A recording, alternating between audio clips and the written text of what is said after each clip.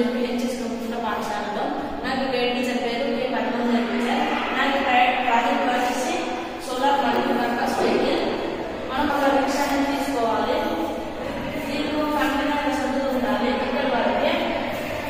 దీనికి మనం ఇట్లా ఐరన్ రాడ్స్ ఇట్లా 4 వెల్డింగ్ చేసుకొని దీనిపైన వెల్డింగ్ చేసుకొని దీనికి సోలార్ పెట్టుకోవాలి. Solar panel.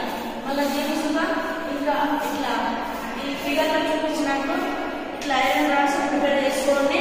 మనం దీనిపైన ఒక సోలార్ పెట్టుకోవాలి. ఇక్కడ మనం చేసినట్టు కరెక్ట్ ఆ సోలార్ రిక్షాని మోడల్ చేసి ఇట్లా వెల్డింగ్ చేసుకోవాలి. ఇది సీట్ అనేది. ఇది ఏంటంటే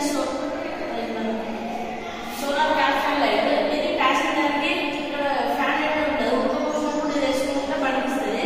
దీనికి ఒక లైట్ అనేది ఉంటుంది. ఈ లైట్ అనేది ఎప్పుడు కరెక్ట్ ఉన్నప్పుడు రాత్రి చూసుకోవాలి. మనం ఈ క్యాప్షన్ లైట్ అనేది పనిపిస్తుంది. ఇక్కడ ఈ కంటైనర్ లో ఇట్లా సీట్స్ పెట్టుకోవాలి. సీట్స్ పెట్టి దాన్ని తీసుకుని ఉంచుకోవాలి. సీట్స్ లో ప్యాసింజర్స్ ఉంటారు కదా, వాళ్ళకి ఉడకపోయకుండా ఈ ఫ్యాన్ ప్రిపేర్ చేసుకోవాలి. మనం ముఖ్యంగా దీనికి సోలార్ ప్యానల్ కి ఒక సర్క్యూట్, ఒక బ్యాటరీ.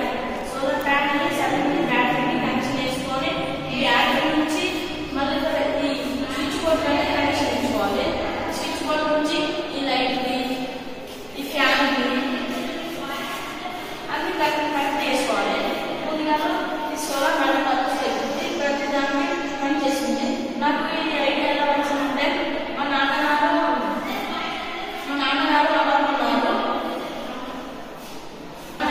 ఆటో ఉన్నారు. దానికి ఎక్కువ ఖర్చు అయింది. దీనికి చాలా ఖర్చు ఉండదు. దానికి పెట్రోల్ ఇట్లా చాలా వాడుతూ ఉంటారు.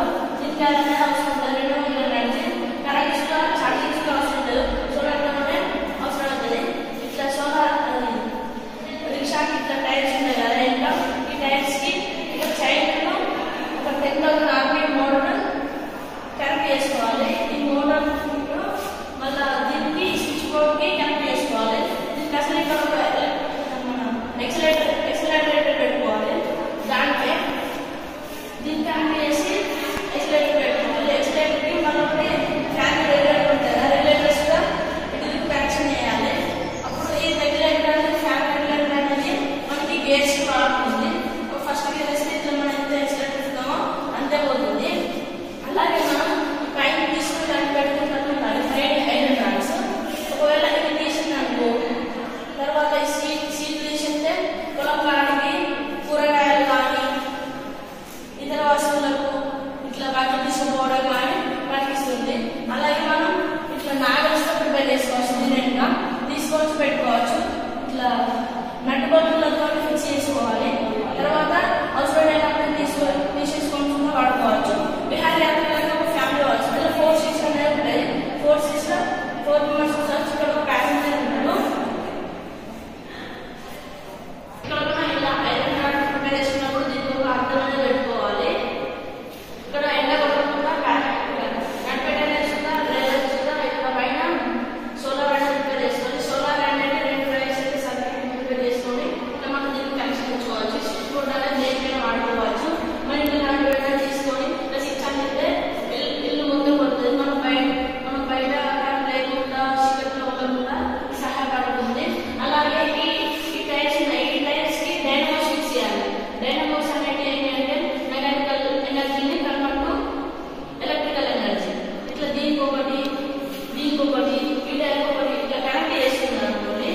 అప్పుడు ఆ మెకానికల్ ఎనర్జీ ఇట్లా నడిచినప్పుడు అది తిరుగుతుంది. డైనమో తిరిగినప్పుడు ఎలక్ట్రికల్ ఎనర్జీ అనేది ప్రొడ్యూస్ అవుతుంది. అది ఈ బ్యాటరీలో కనెక్ట్ చేసుకోవాలి. అప్పుడు ఇది నడుస్తున్నప్పుడు కూడా బ్యాటరీ అనేది ఛార్జింగ్ అవుతుంది. అలాగే సోలార్ అనేది కూడా దీనికి ఛార్జింగ్ అవుతుంది. అప్పుడు మనకి బ్యాటరీ ఫుల్ అవుతుంది. బ్యాటరీ తగ్గదు.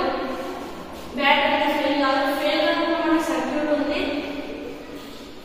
ఈ కంటైనర్ స్టార్ట్. అలాగే దీనికి ఒక మోటార్ కనెక్ట్ చేసుకొని మోటార్కి ఐరన్ ఫ్యాన్స్ అనేవి ఫిక్స్ చేసుకోవాలి. ఇది మనం పోయినప్పుడు దీని ముందు స్విచ్ బోర్డ్ కనెక్ట్ చేసినట్టు స్విచ్ చేస్తే ఇలా తిరుగుతుంది. ఈ ఐరన్ అనేది తిరిగినప్పుడు ఇంత గడ్డ అనేది పోసుకో, గడ్డ అనేది కట్